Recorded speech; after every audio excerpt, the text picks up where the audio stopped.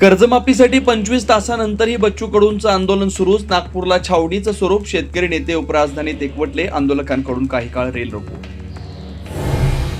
सरकारनंच चर्चेसाठी नागपूरला यावं. बच्चू कडू थांब, चर्चेतून मार्ग निघतो, आम्ही चर्चेला तयार. मुख्यमंत्र्यांची भूमिका. थोड्याच वेळात मंत्री पंकज भोयर आणि मंत्री आशिष जयस्वाल कडूंची घेणार भेट. 2 दिवसात बावनकुळेंचा भ्रष्टाचार बाहेर काढणार. संजय राऊतांचा इशारा. बावनकुळेंची संपत्ती विकली तरी कर्जमाफी होईल, राऊतांचा टोला. तर उद्याच येऊन संपत्ती घेऊन जा, बावनकुळेंचं सहित प्रत्युत्तर. मतदार यादीतील घोळ आणि ईव्हीएम बाबत राज ठाकरेंचं उद्या पॉवर पॉइंट सादरीकरण. तर लाव रे तो व्हिडिओ म्हणत राज ठाकरे करणार निवडणूक आयोगाची पोलखोल. एकनाथ खडसेंच्या बंगल्यातून चोरट्यांकडून महत्वाची कागदपत्र, सीडी आणि पेनड्राईव्ह लंपास. सीडी चोरण्यामागे नेमका उद्देश काय? खडसेंचा सवाल. फलटणमधील आत्महत्या केलेल्या महिला डॉक्टरचं हॉटेलमध्ये जातानाचा सीसीटीव्ही फुटेज समोर. याच हॉटेलमध्ये महिला डॉक्टरनं आत्महत्या केली.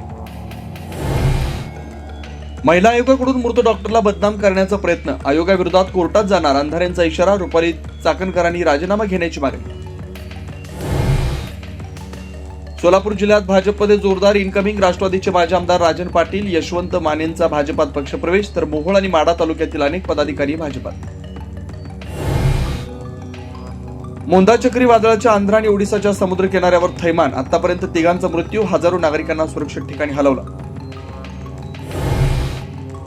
मराठवाड्यात पावसाचा हाहाकार सुरूच. जालना, लातूर, परभणी आणि बीडला पावसानं पुन्हा धुतलं. सोयाबीन, कापूस आणि मक्याची झाली माती.